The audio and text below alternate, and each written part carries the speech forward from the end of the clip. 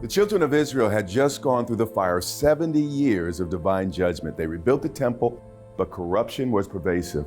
Worship had lost its vibrancy. People felt hopeless and struggled to believe that God still loved them and had a plan for their future. But then something happened. Malachi 3:16 records, "Then those who feared the Lord spoke to one another, and the Lord listened and heard them." Now, this may surprise you, but it was not a prayer meeting or a great demonstration of God's supernatural power that changed the nation. According to Malachi, the climate changed when the people of God finally began to talk to each other. Imagine what might happen today if those who truly love the Lord would find the time and the courage to talk to one another directly, honestly, simply, and caringly about the issues that matter most. We're in a period of the greatest social and civic unrest of our lifetimes.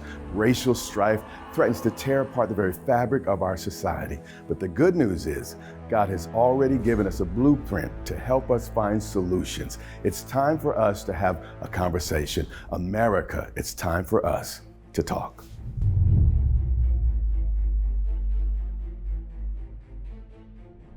Well, Gordon, great to have you with us today. I'd like to ask you an important question.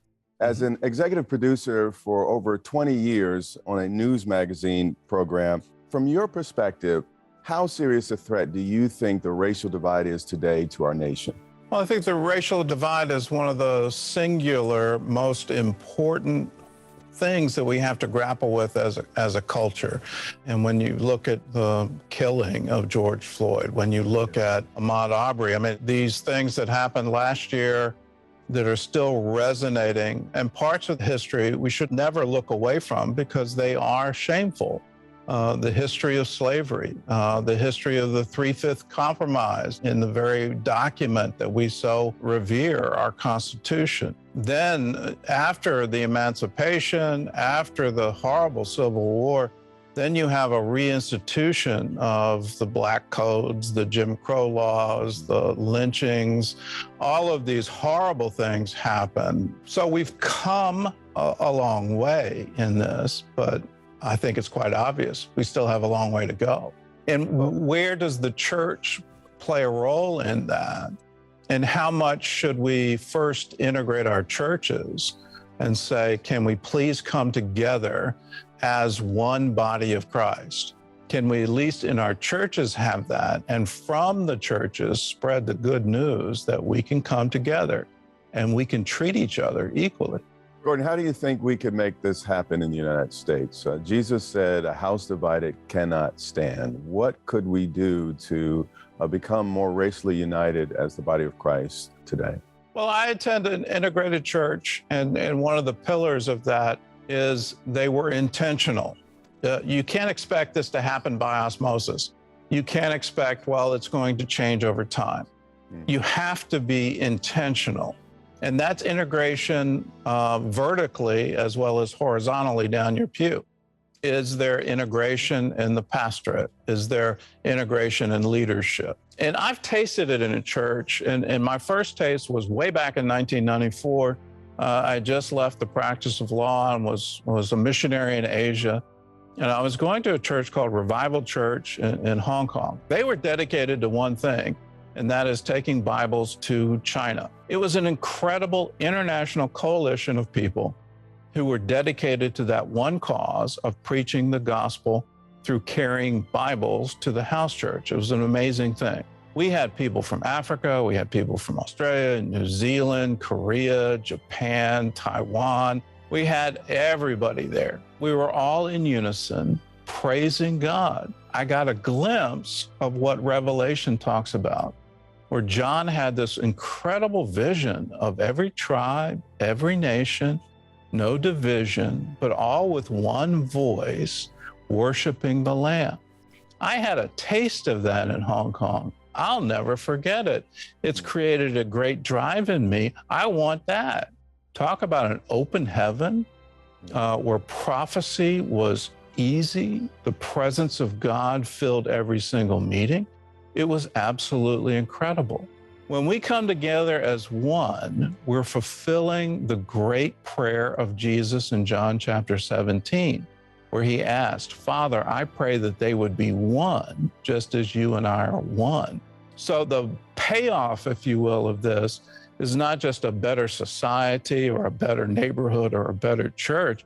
The payoff is the tangible presence of God in every single worship experience. It's unbelievable. Once you've had it, you don't want to have anything else. Absolutely. Gordon, great to hear your heart today. Thanks for joining me. And I think what you shared is really important. God bless you. God bless you, Bishop. 2,000 years ago, Jesus said in Matthew 6:23, "If therefore the light in you is darkness, how great is the darkness?"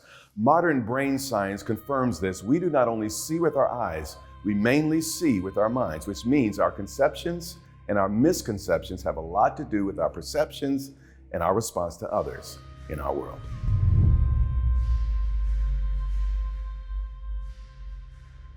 Well, welcome, Dr. Macbeth. As a pastor for over 30 years, you're a leader of a multicultural leadership network that spans 5 of the 7 continents. Why do you think people are so unaware of the multiculturalism in the Bible? It's like everything else, Bishop. It's a lack of teaching and training, and it's context and perspective of the training that we do have. And part of the struggle in today is that so much of the gospel was introduced to the world by one segment of people. So when people go somewhere to introduce the gospel, they tend to take not only the gospel, but their culture as well. And all of us tend to make the Bible or whoever our heroes are look like us. So the Middle East is often considered the middle because it's actually in the middle. And it seems that God was intentional about giving birth to the gospel in this part of the world where you had so many people traveling through it. Tell me more about what you think about that. I think God did set it up geographically where you had to go through this place to get anywhere else. Then he takes someone with an apostolic flair like Paul, puts him in the middle of this, and then sends him to all these different places that are easier to reach because he's in the middle of those places and he can get to other places. It's as if God intentionally made sure that this kingdom message would go everywhere and not be limited to any one particular culture. So Dr. Macbeth, what would you say to some who say, minorities, y'all just need to get over it? This stuff happened hundreds of years ago. Come on, you're being too sensitive. Let's just move past this and forget about all that. What do you say? My challenge with that, Bishop Grier, is that people have been genuinely oppressed and hurt. I would never say to the Jewish people, hey, listen, now let's just stop talking about the Holocaust. I mean, it happened, people died, but they paid you well afterwards. Let's move on. That would be so insensitive and so unfair to ask a people to forget the level of suffering that they endured and to pretend as if it has no impact on them today. I wouldn't do that to anyone. I wouldn't ask Irish people or Italian people who came to this country and who were mistreated. I wouldn't ask Native Americans to do it. I wouldn't ask African Americans to do it. I think as the church, we are fundamentally required to be empathetic and to feel the pain of others and to help folks get through that pain into a place of wholeness and healing. That's Jesus' work in my life, was to be empathetic toward my suffering and bring me out of it. So I think when we do that for our sisters and brothers in any minority or in a majority, but if they're hurting, when we do that, we simply represent the Christ in us. He never says, hey, just forget that, you were wrong, but get over it. We're moving on. He doesn't do that, and we shouldn't either. Dr. Macbeth, I hear you saying that in some ways, maybe our hearts have become hard and we're no longer sensitive to the pain of others. And that lack of empathy is really behind a lot of the strife that we're facing today. I think that was a brilliant response. God bless you. So glad to have you with me today, and we'll talk again soon. My pleasure, sir. Thank you. During the riots and national unrest earlier this year, the Lord spoke to my heart saying, bring my people together. As a busy pastor of a fast-growing church and a one-time student activist and also a one-time Black nationalist, I am probably one of the least likely people you can ever imagine and want to contribute to such a movement. But we're in the jaws of a crisis that, if left unaddressed, can rip apart our nation to its very core. In 1838, Abraham Lincoln said, if destruction be our lot, we must ourselves be its author and finisher. It cannot come from abroad.